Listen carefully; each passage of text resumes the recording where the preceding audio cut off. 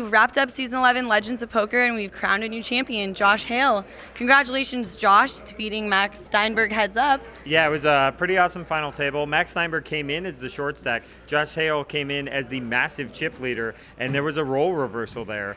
Steinberg came back and became the big chip leader. They ended up getting heads up. Steinberg one card away from winning the title. Couldn't make it. Hale caught the card he needed. I'm already blanking on what it was.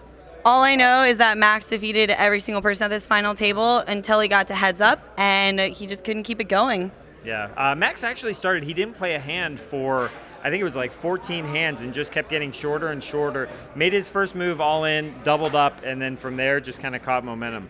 And it's funny because he was supposed to be the amateur at the table, and that was the thing that everyone was talking about. I was referring to Steinberg, not Hale. Sorry, I was referring to Steinberg. Sorry, well, yes, Hale was considered the amateur at the table, and sure enough, he gets there, and I found out he's quite the PLO player, so not much of an amateur there. Are you trying to justify, like, if you had known that, you would have drafted him first, and therefore you would have won, but instead I won? By the way, I had both whoop, of whoop. the final two. Yes, she has to whoop whoop now at Borgata. I had the top two, Steinberg and Josh Hale, on my team. My first pick and my third Thanks, pick. draft picks. Way to let me down. We lost some of the notables early. Jeff Madsen was the first one out in sixth. Where was Ali? Was fourth. Greg Mueller was fifth. Ali Islami went out in fourth. And Raouf Malek out in third. And it was my last pick. I was left with nobody once we got to heads up play. It was quite depressing. I know we all would love to see him bowing at me every 5 minutes when we're at Borgata. Let's be honest. No. It was an exciting final table. I think it's going to make a great show.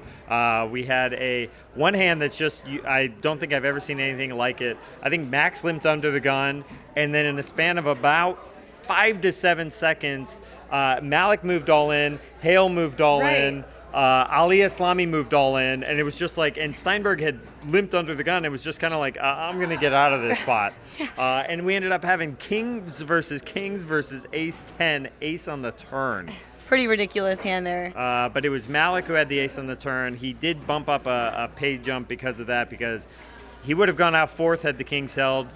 As it turned out, Ali Islami, who was crippled himself with 4 players left, this is going to be a great storyline. I hope they can fit it in the show. Ali was crippled with 4 players left, made an amazing comeback, climbed back up the chip counts, was definitely in it, but ultimately couldn't hold on and busted in 4. So it was a great comeback, but it didn't amount to him rising up the pay scale any. Well, it's still a great night. It was still a great final table. And congratulations, Josh Hale. It's his first WPT he's ever played. He satellited in for $400, and now he's got $500K. That's a pretty And he damn good still rate of said he's return. going to go back to work on next week because it's Tuesday, not Monday. He's going to go back, and I'm pretty surprised. Figured he'd just be hanging around.